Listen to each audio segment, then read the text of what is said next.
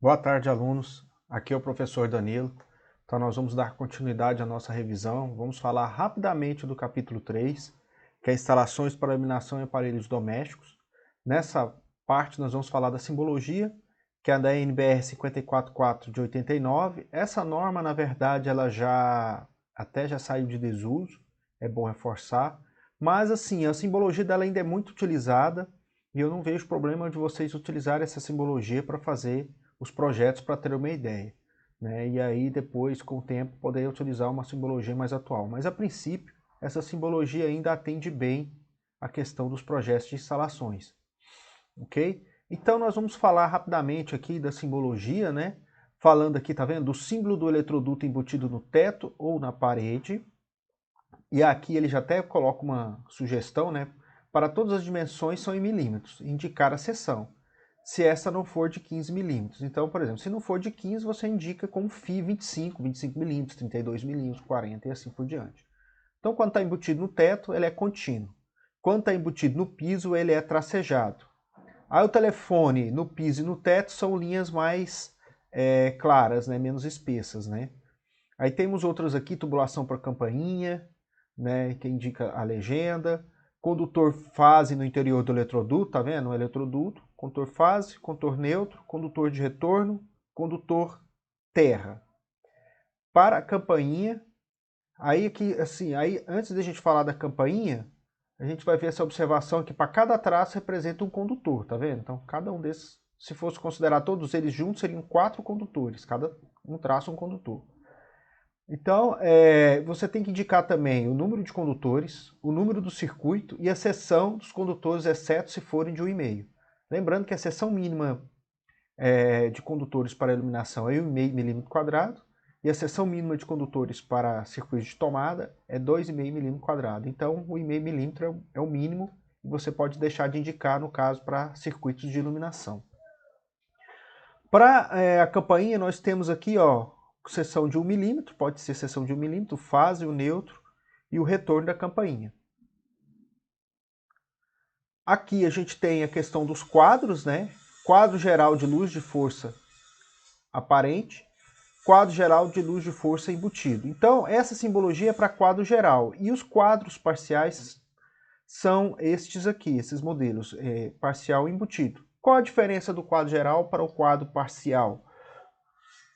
O quadro geral, ele alimenta, por exemplo, várias outras, até outros quadros, inclusive, né? Por exemplo, no IFES mesmo tem um quadro geral, que recebe a energia elétrica lá da EDP.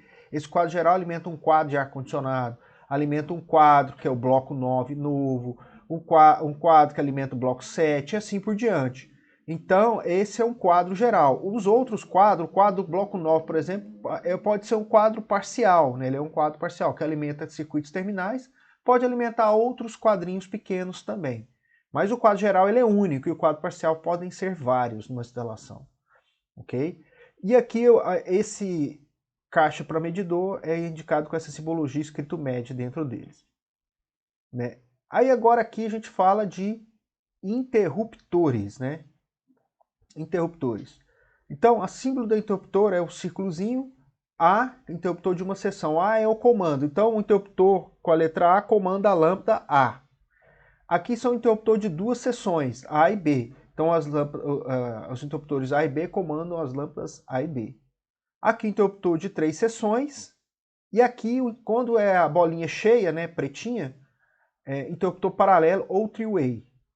E quando tem assim, cortadinho, interruptor intermediário ou four-way, né? Então o three-way é quando ele quer ligar dois pontos de luz com o mesmo comando, né? Comando A, dois interruptores paralelo a vão ligar um ponto de luz A.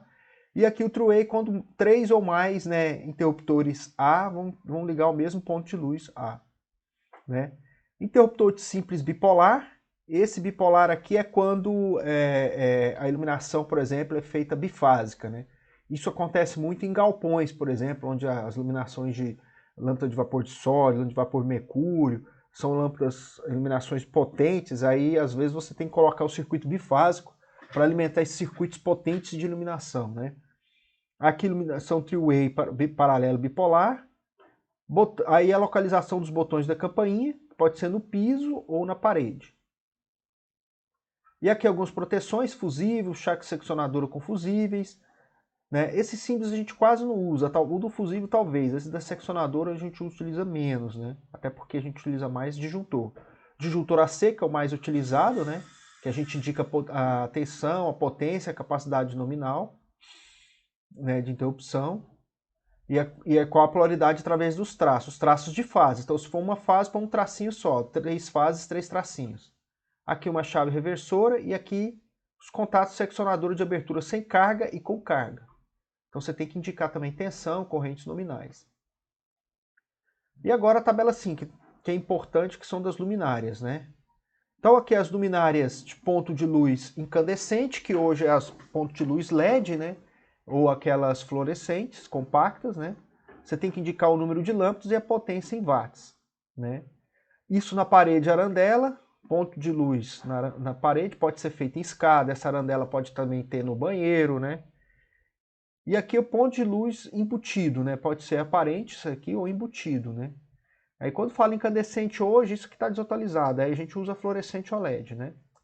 E aqui a gente tem o ponto de luz fluorescente, né? Daquelas tubulares, né? Que hoje também a gente tem as tubulares LED, que nem utilizam mais reatores, né? A gente vai ver isso depois. Então essas letrinhas pequenas indicam qual é o interruptor que comanda. Então o interruptor da letra A comanda essas lâmpadas A aqui, né? O 4 é o número do circuito, né? Então ele pertence ao circuito 4 lá da instalação elétrica, né? Que vem lá do quadro parcial, né? E aqui é o ponto de luz embutido, né? Fluorescente e ponto de luz na parede. Aqui a arandela também tem esse símbolo, né, de luminária na parede. Em alguns casos, no caso da parede, tem que se indicar a altura da luminária, tá vendo? Agora, outro símbolo importante é o símbolo das tomadas, né? Então, tomada de altura baixa, né, 300 mm do piso acabado, indicar a potência em VA e o número do circuito, tá vendo? Se for tomada de uso específico, você coloca a potência específica na tomada. Tomada de altura média, 1,3 mm, 1.300 mm do piso acabado, então 1,3 metros. E tomada alta, 2.000 milímetros ou 2 metros do piso acabado. Então essas aqui, por exemplo, são utilizadas para chuveiros e ar-condicionados. E aqui a gente tem tomadas de luz no piso.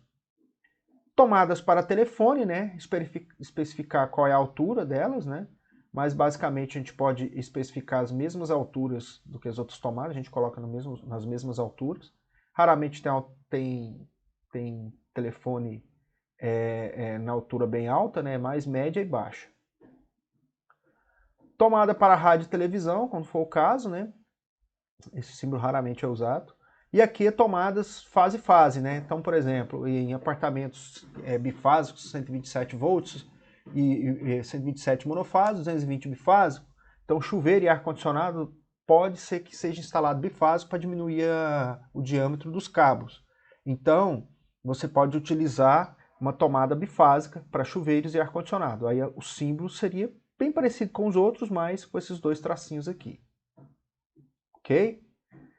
Então aqui a gente tem também uma sugestão, né, de estudar outros símbolos da NBR 54489 e no livro texto do Geraldo Cavalim, Instalações Elétricas Prediais. Então existem outros símbolos que podem ser estudados nessas literaturas aqui.